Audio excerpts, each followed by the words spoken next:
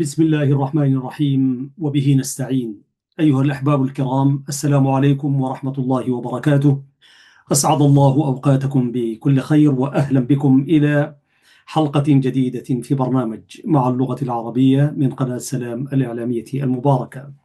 هذه هي الحلقة رقم 97 بعد المئة بحمده تعالى من هذه القناة المباركة. أنا أحمد شريف أحييكم، وأرجو أن تكونوا دوما في أمان الله وحفظه وأنتم تتابعون فقرات هذا البرنامج وغيره من البرامج التي تأتيكم من هذه القناة الوطنية الدعوية، وفيها باللغتين العربية واللغة التجرينية.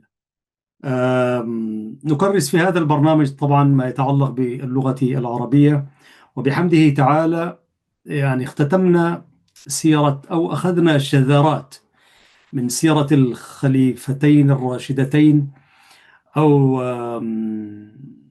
خلفاء الدولة الإسلامية، أبو بكر رضي الله عنه وأرضاه، وعمر بن الخطاب رضي الله عنه وأرضاه. اليوم سندخل إلى برضو نقتبس وناخذ أنوار من سيرة الخليفة الثالث أمير المؤمنين عثمان بن عفان، وذلك نقلا عن كتاب العبقريات للكاتب الإسلامي الفيلسوف المفكر الشاعر عباس محمود العقاد رحمه الله وأكرم مثواه. في السيرة العطرة للخليفة الثالث عثمان بن عفان، أنا فضلت أن أبدأ من الفصل الثاني، لأن الفصل الأول فيه مقارنات وربما يعني يحتاج إلى أكثر من حلقة، وخوفي وخشيتي على أن لا يعني تطول الحلقات، فسأبدأ من الفصل الثاني، وهي المتعلقة تحت عناوين هي في غاية الأهمية كالفصل الأول كذلك: بين الجاهلية والإسلام. ربما هذا نفرد له حلقة، وشيء من نشأته وشخصيته، أي الخليفة الثالث عثمان بن عفان رضي الله عنه الشهيد، وثم ثقافة عثمان بن عفان، لأنه البعد الثقافي في القيادات التاريخية هو شيء في غاية الأهمية. فأرحب بكم أيها الأحباب الكرام أينما كنتم، ودعونا الآن ندخل إلى هذه السيرة العطرة. العنوان الرئيسي: بين الجاهلية والإسلام. وبين الجاهلية والإسلام عزيزي المشاهد هو التاريخ، وإنما جاء الإسلام ليمحو الجاهلية. ويعني ورغم كأن يعني ما كان فيها من مكارم أخلاق، ولكن كان فيها كثير من الاعوجاج في السلوك، وأكبر شيء كان المشكلة الكبيرة أنه الناس لا تعرف التوحيد ولا توحد، ويعبدون الأصنام ويصنعون آلهتهم ثم يأكلونها عندما يجوعون، وهكذا يعني. فكانت جاهلية. وحتى نحن يعني الطفل الصغير الذي لا يعرف من الحلال والحرام ولا يعرف الدنيا، فبيقول الجهال ديل يعملوا شنو، هو جاهل، يقول لك نادي الجاهل ذاك. هكذا كان في يعني في جيلنا يعني. فلما تقول جاهل يعني يجهل كل شيء يعني. فالطفل كان بيسموه جاهل زمان. وهكذا كانت الجاهلية، على الرغم من أنه كان فيها الشخصيات العظيمة، يعني كما قرأنا في السير والتاريخ يعني كل العظماء هؤلاء كانوا عاصروا الجاهلية، فكانت حياتهم أشبه بحياة الأطفال الصغار يعني. وهكذا فجاء الإسلام، وإن الدين عند الله الإسلام. فندخل الآن أيها الأحباب الكرام في هذه السيرة العطرة: الخليفة الثالث عثمان بن عفان رضي الله عنه وأرضاه. ونحن في غاية السعادة والسرور أن نقلب هذه الصفحات، لعلها تعيد لنا توازننا الإيماني وتوازننا الدعوي في عالم تضطرب فيه كل الأشياء. آم، يقول العقاد: نشأ عثمان بن عفان في أسرة أموية تنتمي إلى أمية جد أبيه. وعند أمية يكثر الخلاف على سلسلة النسب بين أسرته والنسابين، فلا تتفق الأقوال المتضاربة على قول حاسم.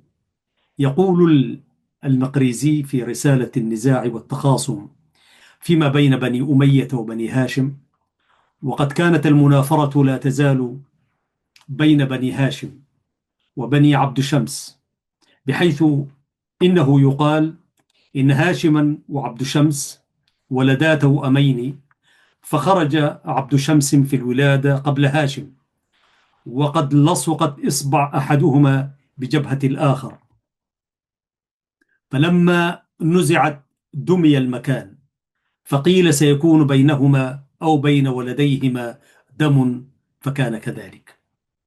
ويقال إن عبد شمس وهاشما كانا يوم ولدا في بطن واحد، كانت جباههما ملتصقة بعضها ببعض، ففرق بين جباههما أو فرق بين جباههما بالسيف. فقال بعض العرب: ألا فرق ذلك بالدرهم؟ فإنه لا يزال السيف بينهم وبين أولادهم إلى الأبد. وأمية هو في تاريخ الأسرة ابن عبد شمس، أحد التوأمين أو الأخوين، ولكن بعض النسابين يقول إنه ربيب عبد شمس، وإنه ابن جارية رومية وصلت إلى الحجاز مع ركب سفينة جنحت إلى الشاطئ، ويفسرون بذلك أبياتا منسوبة إلى أبي طالب يقول فيها: قديما أبوهم كان عبدا لجدنا، بني أمة شهلاء جاش بها البحر. ويفسرون به أيضا قول الإمام علي لمعاوية في بعض كتبه: ليس المهاجر كالطليق ولا الصريح كاللصيق. وجاء في ابن هشام أن عقبة ابن ذكوان ابن أمية صاح حين أمر النبي بقتله: أأقتل من بني قريش؟ فقال عمر بن الخطاب: حن قدح ليس منها، وهو مثل يضرب للقدح الدخيل في الميسر.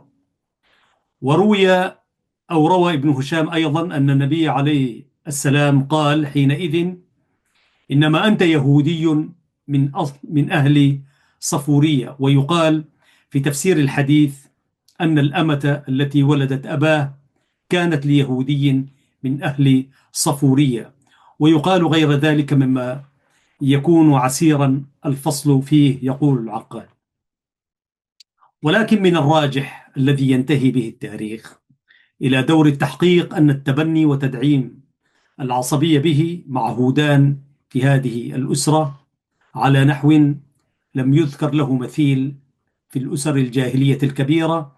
ومما رواه الأصفهاني وابن أبي الحديد أن معاوية قال لدغفل النسابة: أرأيت أمية؟ قال: نعم. قال: كيف رأيته؟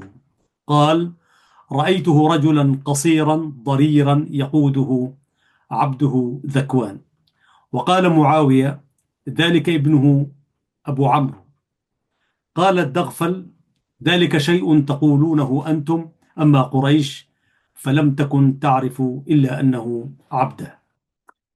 عزيزي المشاهد، وفي التاريخ الثابت بعد الإسلام أن أبا سفيان استلحق زيادا الذي كان يسمى بزياد بن أبيه أو بزياد ابن سمية، وكان معاوية يغضب على من ينكر هذا الاستلحاق، فقال يزيد ابن مفرغ يخاطبه: أتغضب أن يقال أبوك عفو وترضى أن يقال أبوك زاني؟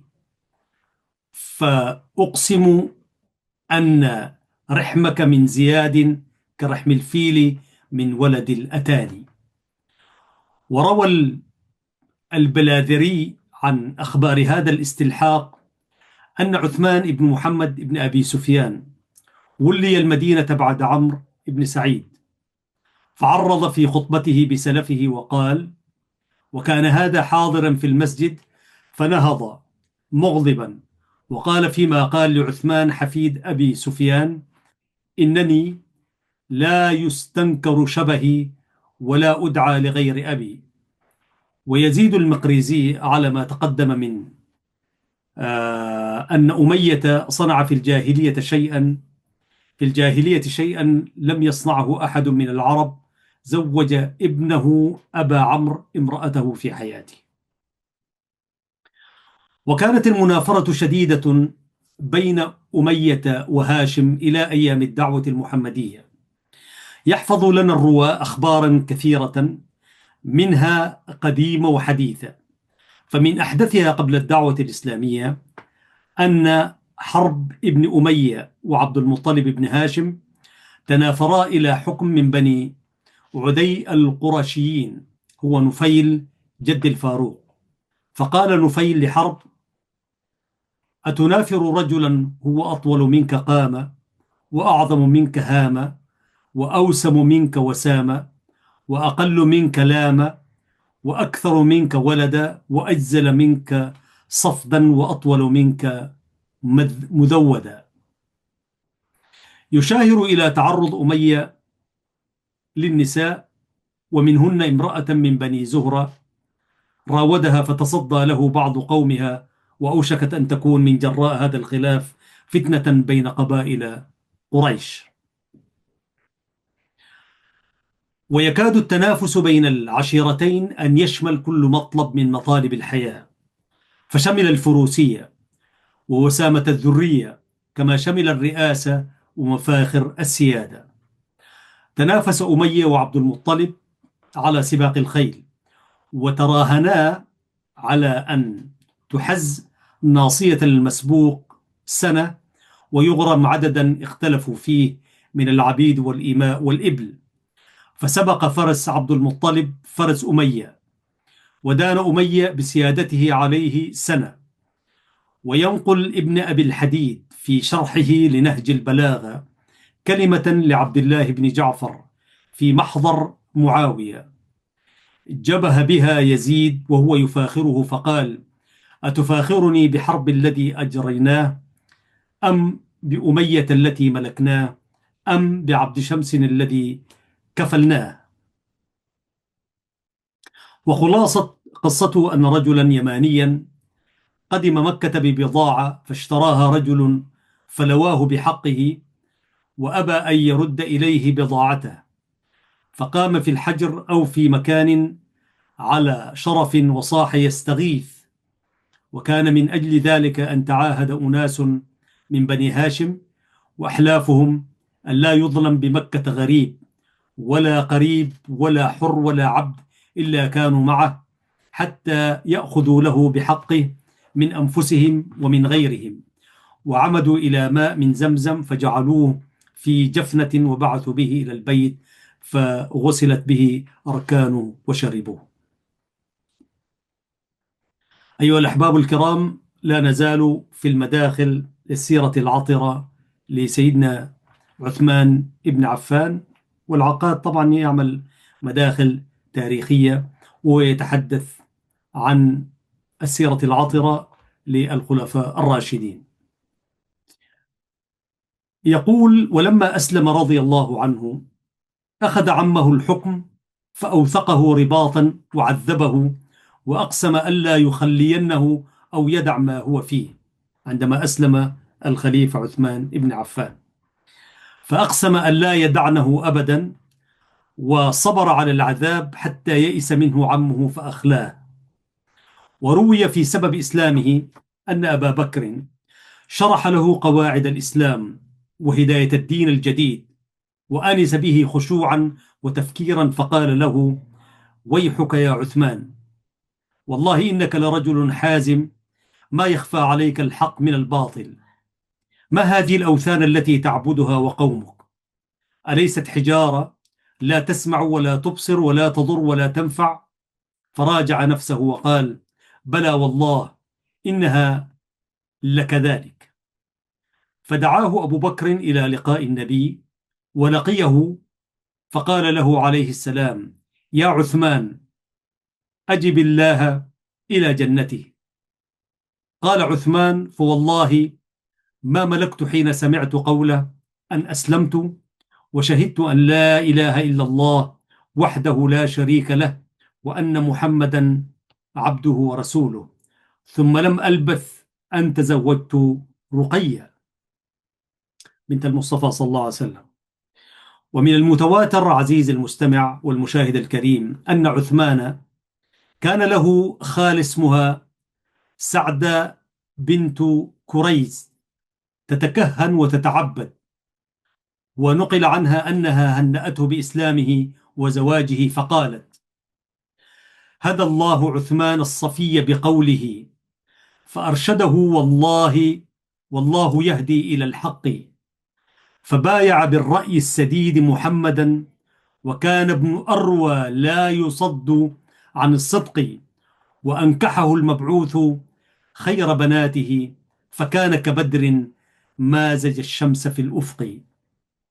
وينقل عنها غير ذلك أنها كانت طرقت وتكهنت عند قومها، فلما رأته بعد قيام النبي بالدعوة قالت: أبشر وحييت ثلاثا تترى، أباك خير ووقيت شرا، أنكحت والله حصانا زهرا، وأنت بكر ولقيت بكرا، وافيتها بنت عظيم قدرا، بنت محمد بنت نبي قد أشاد ذكرا. قال عثمان: فعجبت من كلامها وسألتها: يا خالة، ما تقولين؟ قالت: يا عثمان، لك الجمال ولك اللسان، هذا نبي معه البرهان، أرسله بحقه الديان، أي أرسله بحقه الديان، فاتبعه واهجر الأوثان. واستزادها قائلا: يا خالة، إنك لتذكرين شيئا ما وقع ذكره في بلدنا فأبينيه لي. قالت: محمد بن عبد الله رسول من عند الله، جاء بتنزيل الله يدعو إلى الله. ثم قالت: مصباحه مصباح، ودينه فلاح، وأمره نجاح، دانت له البطاح، ما ينفع الصياح لو وقع الذباح، وسلت الصفاح ومدت الرماح. ويقال إن عثمان إنما ذهب إلى أبي بكر بعدما سمعه من خاله، فرآه أبو بكر مفكرا فسأله، وجرى بينهما بعد ذلك ما تقدم من النصيحة والاستجابة على ما اتفقت به الروايات. ونحن، يقول العقاد، نسقط من حسابنا ما روي من كلام الكاهنة لأنه ضعيف السند، لا يبقى منه إلا أن خالة لعثمان كانت تتكهن وتتعبد، وأن مسألة الدين في بيته كانت شغلا شاغلا لمن يأخذه على العصبية والعناد أو يأخذه على العبادة والتقوى. فما نظن أن رجلا في الثلاثين وهي سنه عند إسلامه الخليفة عثمان بن عفان رضي الله عنه، يعني يقول العقاد: فما نظن أن رجلا في الثلاثين وهي سنه عند إسلامه كان يعصي إله جميعا ويطيع شيخه عقاما لو لم يكن في ضميره باعثا مطاع إلى الإيمان بالدين الجديد. وفي وسعنا أن نتخيل غضب قومه الأقربين من إسلامه، فقد كان كأشد غضب لحق مسلما من قومه المقيمين على الجاهلية، ولكنه مع ذلك لم يمنع أناسا منهم أن يلوذوا به خوفا على أنفسهم بعد هزيمتهم، ولم يمنع أن يتشفع لهم عند النبي وصحبه ويسأله العفو عنهم. وكذلك نرى أن تاريخ أمية في الجاهلية يحضرنا عند تقدير فضل عثمان في إسلامه، ويحضرنا عند تقدير أعذاره وعلل أعماله التي أخذت عليه بعد ولايته الخلافة. فقد كان لتدعيم العصبية وتأليبها شأن قديم في تاريخ هذه الأسرة، ألجأها إلى استلحاق الأبناء من الموالي، وإلى تزويج البنين من زوجات آبائهم أو الموالي من زوجات أوليائهم. ولا ندري على التحقيق بما نعلل هذه العادة التي انفردوا بها أو كادوا، إلا أنها قد تعلل بأن القوم لم يكونوا من الخمول بحيث يسكنون إلى خمولهم، ولم يكونوا من العزة الراسخة بحيث يطمئنون إلى عزتهم، وأنهم وإن لم يعقموا لم تشتهر عندهم غزارة الذرية في الجاهلية ولا في الإسلام. وهذه سلسلة ولاية العهد أوشكت أن تنقطع في كل بيت من بيوتهم ولي الخلافة بعد قيام الدولة الأموية، وربما انقرض البيت في جيل أو جيلين وبقي معاصروه من غيرهم عدة أجيال. وقد انتهت المفاخرة بين الإسلام بعد الإسلام بين المسلمين من بني أمية وبني عبد شمس أي عبد المطلب، فما من أموي مسلم كان يتعالى إلى مطاولة آل النبي بالنسب من جانب آبائه عليه السلام خاصة، ولكنهم مع هذا ولا استثناء لأصدقائهم إسلاما كعثمان وصحابة النبي قد كانوا يودون لو سمعوا عن أمية كلما سمعوا عن هاشم وبنيه. وتقدم أن معاوية سأل دغفلا النسابة عن أمية بعد سؤاله عن عبد المطلب وابن أبي الحديد، يروي مثل هذا عن عثمان في أيام خلافته، وأنه رضي الله عنه تمنى رجلا يحدثه عن الملوك وسير الماضين، فذكروا له رجلا بحضرموت، فكان مما سأل عنه: أرأيت عبد المطلب؟ قال: نعم، رأيت رجلا قعدا أبيضا طويلا مقرون الحاجبين بين عينيه غرة، يقال إن فيها بركة وأن فيه بركة. فعاد يسأله: أفرأيت أمية؟ قال: نعم، رأيت رجلا آدم دميما قصيرا أعمى، يقال إنه نكد وإن فيه نكدا. قال عثمان: حسبك من شر سماعي، وصرف الرجل. ولا ينبغي أن ينسى العذر حيث يذكر الفضل للرجل من سوابق آله وذويه.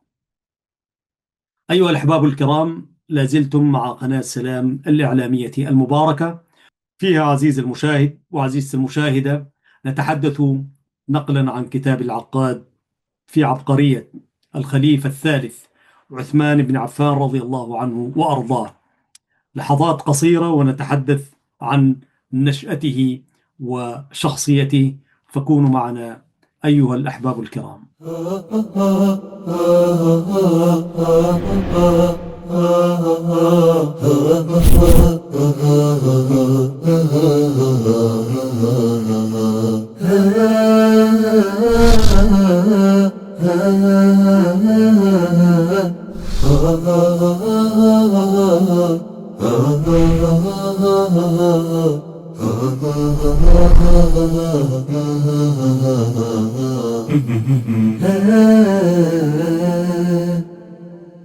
بابنا الكرام، ها نحن عدنا إليكم في هذه الحلقة لنكمل السيرة العطرة للخليفة الثالث سيدنا عثمان بن عفان رضي الله عنه وأرضاه. يقول العقاد: ترجمة عثمان ترجمة سوية لا نستغرب من لاحقها بعد الإسلام شيئا مما نعلمه عن سابق سيرته قبل الإسلام، وإذا فاجأنا بالغرابة لأول وهلة فإنما نستغرب به من أثر المفاجأة، ثم نعود إلى دواعيه فإذا هو مضطرد لا غرابة فيه، يعني ذلك يشبه الآخر. يقول العقاد: نشأ الخليفة عثمان بن عفان رضي الله عنه الخليفة الثالث، نشأ في نعمة وعيش خفيض، وكانت ولادته بالطائف أخصب بقاع الحجاز، ل6 سنوات مضت من عام الفيل. ولم يؤثر عنه أنه اختبر شظف العيش قط في صباه أو طفولته، وهو ابن عفان ابن أبي العاص ابن أمية ابن عبد شمس ابن عبد مناف. كان أبوه تاجرا واسع التجارة، وكان يحمل قوافله إلى الشام على دأب الأكثرين من تجار بني أمية. وفي إحدى هذه الرحلات التجارية مات عن ثروة عظيمة، وترك ابنه بين الصبا والشباب. وإذا صح ما جاء في أنساب الأشراف للبلادري، فقد كان عفان يعمل في حياكة الثياب. عفان أول حائك لثيابكم، ولكننا نستبعد جدا أن يجمع الثروة من حياكة الثياب بيديه. ومن الراجح إذن أنه كان يدير مصنعا من مصانعها، أو أنه عمل بها في صباه ثم تحول عنها إلى التجارة. وأما أم عثمان، هي أروى بنت كريز بنت ربيعة بنت حبيب بنت عبد شمس، وأمها أروى البيضاء بنت عبد المطلب عمة النبي صلى الله عليه وسلم. وقد سبق أن أختها كانت تتكهن وتنقطع للكهانة. ففي وراثته من جانب أمه جنوح إلى طبيعة التدين التي اشتهر بها عبد المطلب وآباؤه وبنوه. ويروى كما جاء في ابن الأثير أن عقبة بن معيط شكاه إلى أمه، وكان قد تزوج بها بعد وفاة عفان فقال لها: إن ابنك قد صار ينصر محمدا.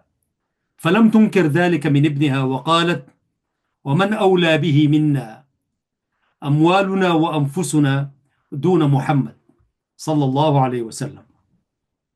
وقد كان مألوفا في الجاهلية أن تتزوج المرأة بعد طليقها أو بعد تطليقها من زوجها أو بعد وفاته، ولكن هذه العادة المألوفة لا تمنع أن ينقبض بها الابن أو ينكسر لها بينه وبين نفسه، يلازمه منها بعض الخجل، ولا يرتاح إليها بأي حال. ويبدو من دراسات علم النفس الحديث أن مشكلة الأب قد تمكنت من طوية الصبي، فكان لها فعلها في توجيه شعوره من ناحية ذويه ومن ناحية البيئة بأسرها، فضاعفت ما في وراثته الأموية من الإيواء إلى ذوي قرباه، وهيأت نفسه للنفور من الوضع القائم في البيئة، فلم يصعب عليه أن ينكر الأوضاع القائمة في نطاقها الأعم الأوسع، وهو نطاق الشعائر الجاهلية. ذلك أنه نشأ وهو يحس أن رب البيت الذي نشأ فيه غاصب ينتزع مكان أبيه، فتمكنت من نفسه الريبة في الأوضاع القائمة، ولم يحتملها إلا على مضض الكاره وترقب المتربص، خاصة حين تأتي من ناحية الأم التي تتمثل لابنها في هذه الحالة كأنها مغلوبة على أمرها، منتزعة ممن هو أحق بها. وقد أسلفنا كما يقول العقاد أننا لا نعول كثيرا على الرواية التي تعود بإسلام عثمان إلى نصيحة خالته الكاهنة، فليس في كلامها مقنع للفكر يحول رجلا في الثلاثين عن دينه وتراث بيته، ولكنها على هذا تدل على داعية من الشعور لا نهملها ولا نستبعد مكانها من السريرة الباطنة. ويعززها أن أسرة أمه كانت لا تخلو من عطف قوي نحو صاحب الدعوة إلى الدين الجديد، عطف يبدو من قول أمه: أموالنا وأنفسنا دون محمد، وهي كلمة لا ينبغي أن ننساها في مواطن كثيرة من سيرة ابنها رضوان الله عليه وأرضاه. ونقرأ وصف عثمان على ألسنة معاصريه، فنراهم مجمعين على صفتين لم ينسهما أحد منهم، وهما الجمال والحياء. كان ربعة لا بالقصير ولا بالطويل، حسن الوجه، مشرف الأنف، بوجنتيه نكتات من آثار الجدري، رقيق البشرة، أسمر اللون، كثير الشعر، له جمة أسفل أذنيه، وبه صلع معطول في لحيته وغزارة في عارضيه. وكان خفيف الجسم، ولكنه لم يكن بضعيفه ولا معروقه، بل كان ضخم الكراديس بعيد ما بين المنكبين. أما خلائقه فقد أجمع واصفوه على أنه كان عذب الروح حلو الشمائل، محببا إلى عارفيه. ومن ذلك أن نساء قريش كن يرقصن ويرقصن أطفالهن فيقولن: أحبك والرحمن حب قريش لعثمان. وكان يوتد أسنانه بالذهب ويخضب لحيته، وربما تركها بغير خضاب. وفي كتاب الرياض النظرة يروي المحب الطبري عن عمرو بن عثمان أن عثمان بن عفان قال: كنت رجلا مهترئا بالنساء، وإني ذات ليلة بفناء الكعبة في رهط من قريش، إذ أتينا فقيل لنا أن محمدا قد أنكح عتبة ابن أبي لهب رقية، وكانت رقية ذات جمال رائع. قال عثمان: فدخلتني الحسرة، لم لا أكون أنا قد سبقت إلى ذلك. فلم ألبث أن انصرفت إلى منزلي، فأصبت خالة لي قاعدة، وهي سعد بنت كريز، وكانت قد طرقت وتكهنت عند قومها. فلما رأتني قالت: أبشر، وحييت ثلاثا تترى إلى آخر الأبيات. وروي ما تقدم من حديثها في غير هذا الفصل إلى قوله: وكان لي مجلس عند أبي بكر، فأتيته فأصبته في مجلس ليس عنده أحد، فجلست إليه فرآني مفكرا فسألني عن أمري، وكان رجلا متأنيا، فأخبرته بما سمعت من خالتي، فقال: ويحك يا عثمان، إنك لرجل حازم، لا يخفى عليك الحق من الباطل. ثم قال: فما كان أسرع من أن مر رسول الله صلى الله عليه وسلم ومعه علي بن أبي طالب يحمل ثوبا، فلما رآه أبو بكر قام فساره في أذنه بشيء، فجاء رسول الله صلى الله عليه وسلم فقعد، ثم أقبل علي، أي فقعد ثم أقبل فقال: يا عثمان، أجب الله إلى جنتي، فإني رسول الله إليك وإلى خلقه. قال: فوالله ما تمالكت حين سمعت قوله أن أسلمت وشهدت أن لا إله إلا الله وحده لا شريك له، وأن محمدا عبده ورسوله. وتكررت قصة كهذه في كتاب الإصابة لابن حجر العسقلاني، وهي قصة يلاحظ عليها أن زواج السيدة رقية من عتبة بن أبي لهب كان قد كان قبل البعثة النبوية. فلما بعث النبي قال أبو لهب لابنه: رأسي من رأسك حرام إن لم تطلق له ابنته، ففارقها ولم يكن قد دخل بها. فلا يبقى من هذه القصة ما يستبقى للتعريف بخلائق عثمان إلا قوله عن نفسه إنه كان في الجاهلية مستهترا بالنساء، ولو لم يرد في حديث هذه القصة في رواية من الروايات لما علمنا قط أنه كان كذلك في الجاهلية، لأن أحدا من معاصريه في الجاهلية لم يشهده على حال يحسبها من الاستهتار بالنساء، فإنهم كانوا يبيحون كثرة الزوجات لمن استطاع أن يجمع بينهن. وإنما نعرف من هذه القصة خلائق عثمان بنعمته وحيائه وبقدرته على المتعة والتعفف عما يشينه منها، وبالخلق الذي لازمه طول الحياة، وهو خلق ربيب النعمة الكريم. روى عمرو ابن أمية الضميري قال: إني كنت أتعشى مع عثمان خزيرا من طبخ من أجود ما رأيت، فيه بطون الغنم وأدمها اللبن والسمن. فقال عثمان: كيف ترى هذا الطعام؟ قال: قلت: هذا أطيب ما أكلت قط. فقال: يرحم الله ابن الخطاب، أكلت معه هذه الخزيرة قط؟ قال: نعم.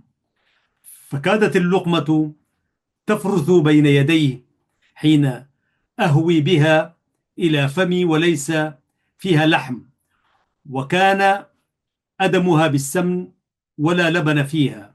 فقال عثمان: صدقت، إن عمر رضي الله عنه أتعب والله من تبع أثره، وأنه كان يطلب بثنيه، أي منعه، أو بثنه عفوا، أي منعه عن هذه الأمور ظلفا، أي غلظا في المعيشة.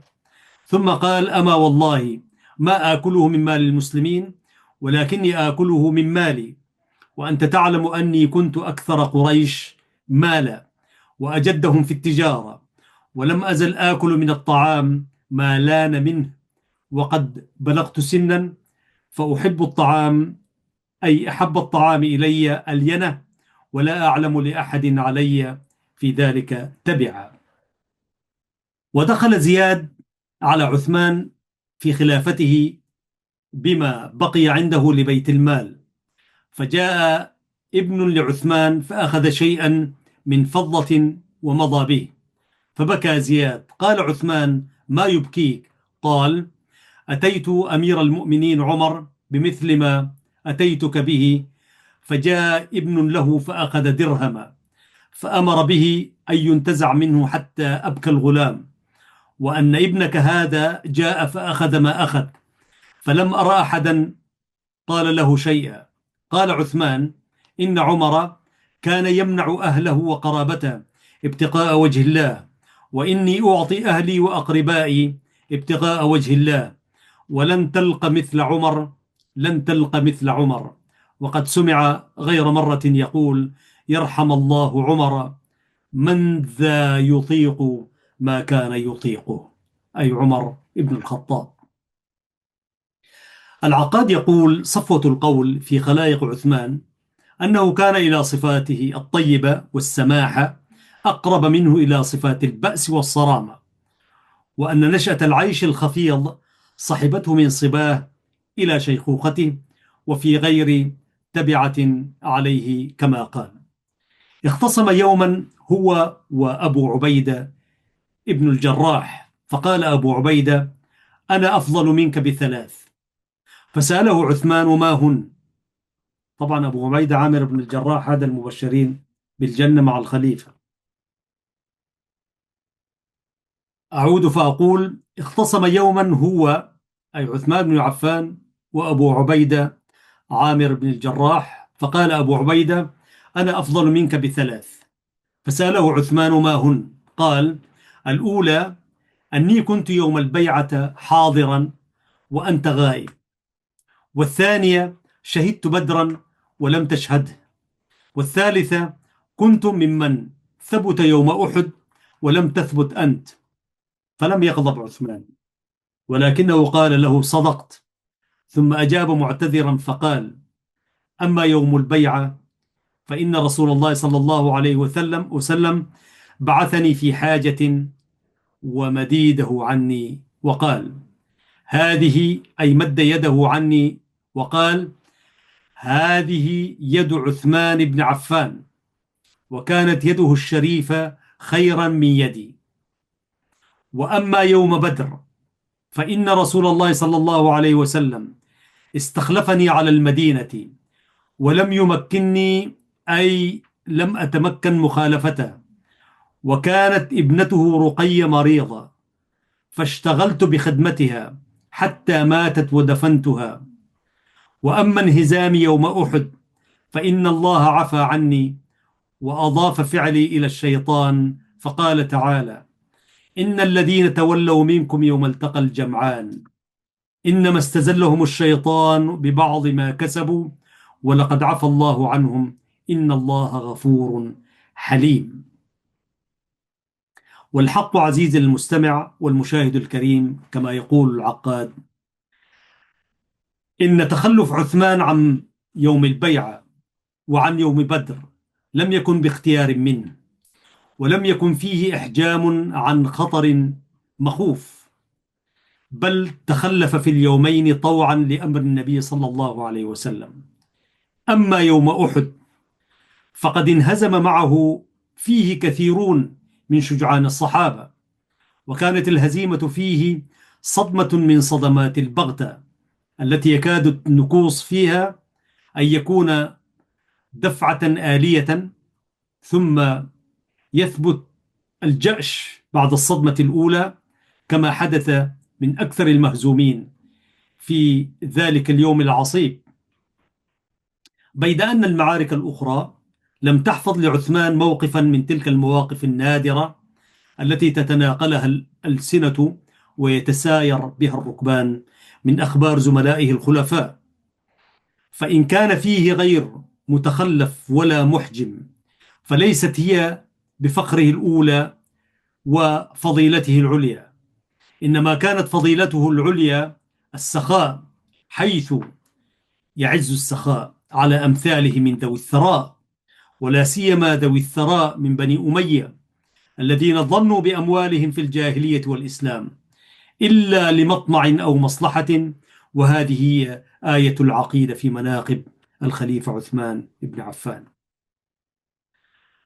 لقد اشربت النفوس من العقيدة الجديدة غيرة لا عهد لها بمثلها في التنافس بين أكفائها، غيرة في العقيدة وغيرة لها وغيرة عليها، فجمعت من معاني الغيرة أشرفها وأصدقها وأبعدها عن التنازع بين الناس بالباطل والتلاحي بينهم بالعرض الزائل، إذ كانت تجمع من معاني الغيرة الشريفة غيرة الحماسة للعقيدة، وغيرة التنافس عليها، وغيرة الصدق في منافستها.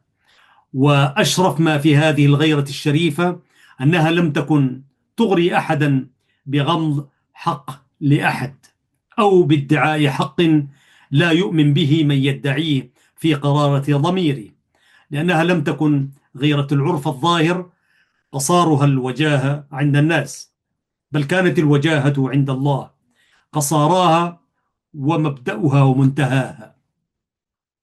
فلا يدعيها مدع بالباطل، ولا يأمن إذا ادعاها بالباطل أن تذهب جميعا، فلا تبقى له عنده ولا عند الناس أو عند الله باقية.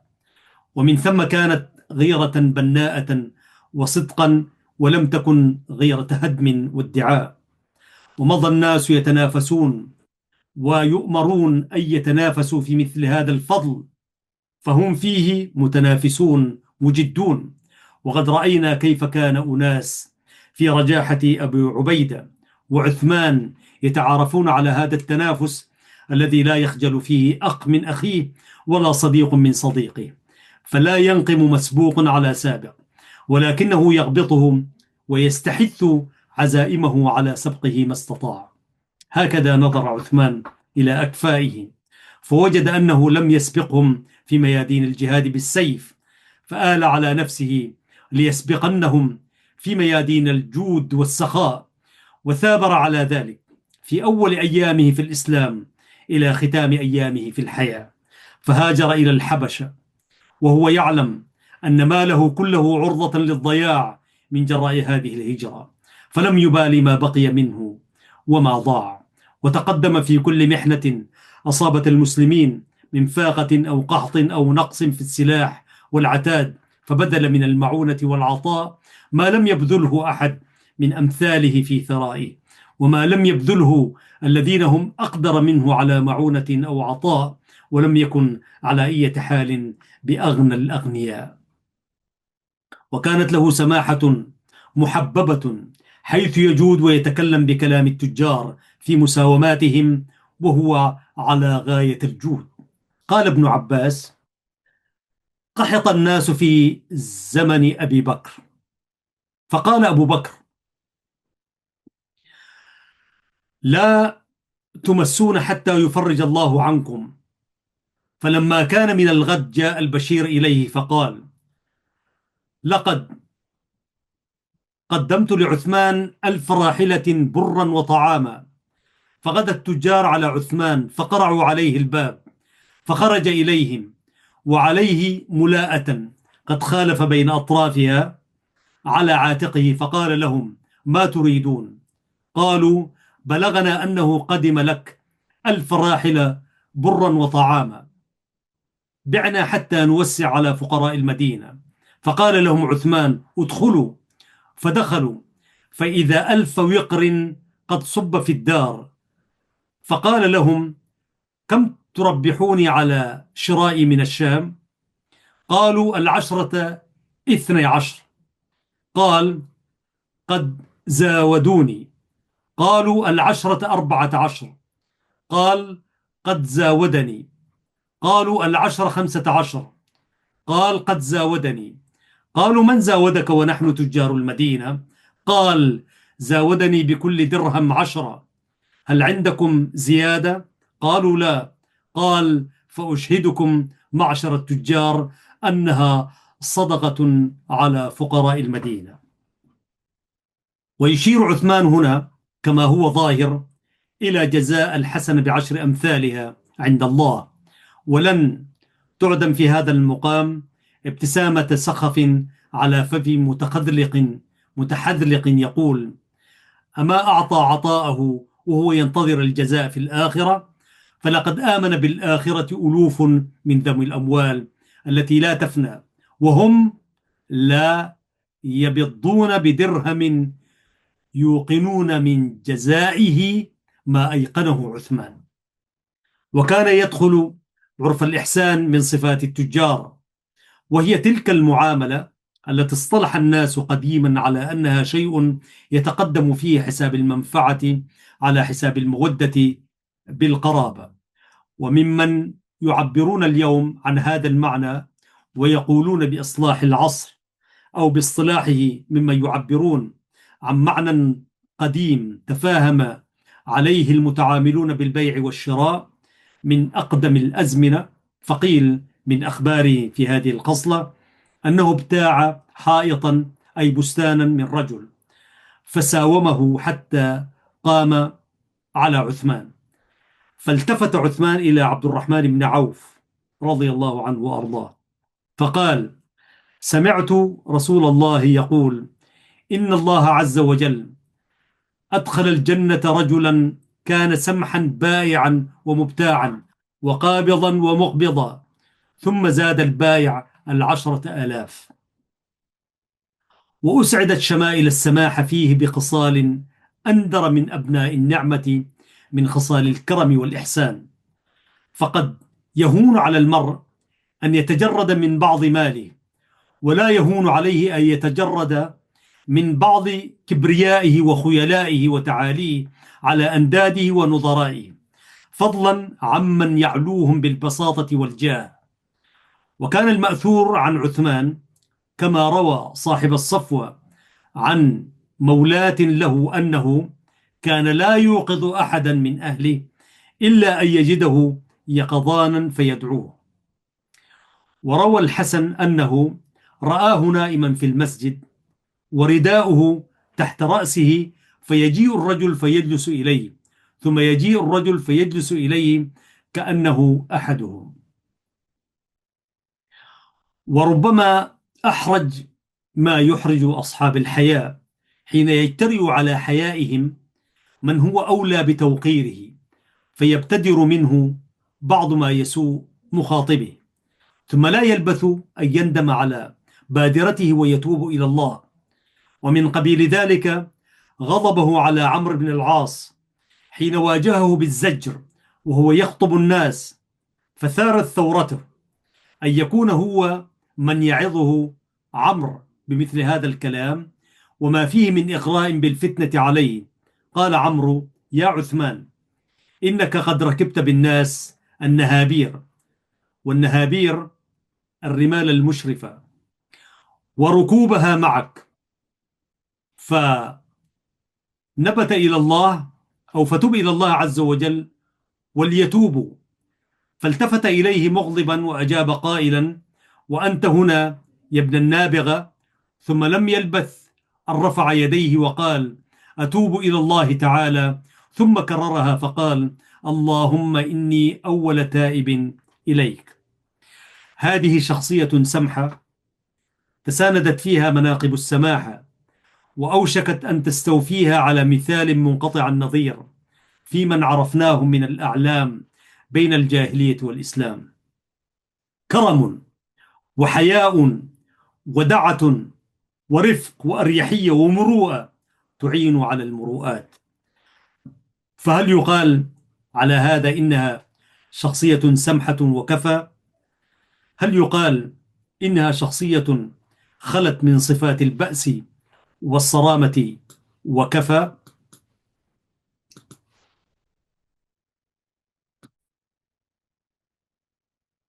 نعم عزيزي المشاهد، هل يقال إنها شخصية خلت من صفات البأس والصرامة، أو كان حظها من هذه الصفات ضئيلا لا يلتفت إليه؟ هل يقال إنها شخصية ضعيفة بكلمة متيقنة لا تردد فيها؟ يجيب العقاد: من السهل أن يقال ذلك متابعة لجمهرة المؤرخين الذين درجوا على تعليل الحوادث الجلي في عصر عثمان بضعفه واستسلامه لمن حوله، وعلى رأسهم ابن عمه مروان بن الحكم. فإن السهولة هنا توحي إلى المؤرخ أن يختار سبيلها ويعفي نفسه من النظر إلى طريق غيرها قد يعترضه فيه اعتراض، من حيث لا اعتراض على سالك السبيل السهل الذلول.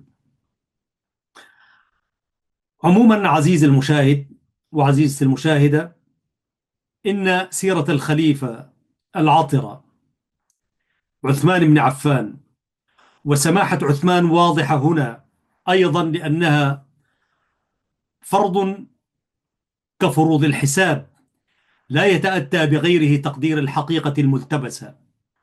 فمن الناس من يأبى الانقياد للأنداد والرؤساء حسدا ونكدا، ومن يأبى الانقياد للأتباع والأعوان تيها وتجبرا وذهابا مع شهوة الترفع والاستعلاء. فهؤلاء كأولئك لا يعرفون السماحة ولا يصفون بها. ولو لم يكن عثمان سمحا مبرأ من الحسد والنكد ومن شهوة الترفع والاستعلاء لما أصغى إلى ند ولا إلى تابع، ولا صوغ الإصغاء إليهما بمصوغ من المصوغات ترضاه نفسه وتطمئن إليه. الخليفة عثمان بن عفان رضي الله عنه وأرضاه كان سمحا، وكان رجلا قويا، وكان رجلا كذلك ما فيه من خصال الصحابة الأوفياء الكرام الذين فدوا هذا الإسلام. نختتم هذه الحلقة عزيزي المستمع وعزيزتي المستمعة